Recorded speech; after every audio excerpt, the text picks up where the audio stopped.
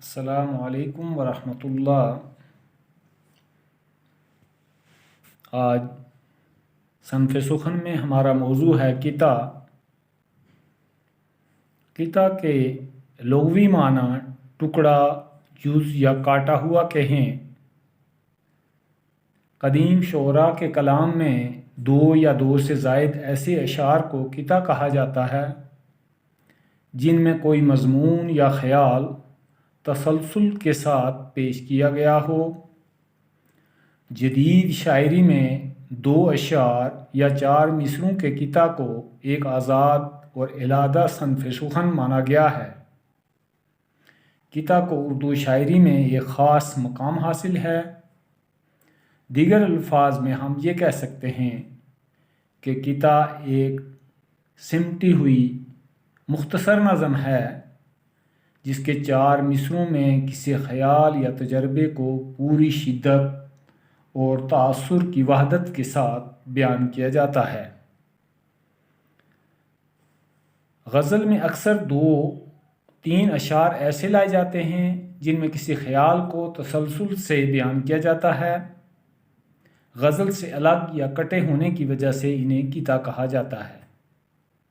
اصطلاح سخن میں دو یا دو سے زیادہ شعروں کو جو موضوع کے اعتبار سے ایک دوسرے سے متعلق ہوں قطع کہتے ہیں۔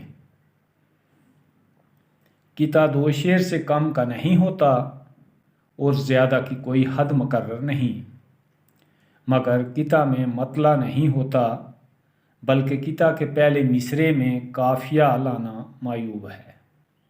قطع کو قطع اس لیے کہتے ہیں کہ وہ مطلع چھوڑ کر قصیدے یا غزل کا ٹکراؤ ہوتا ہے۔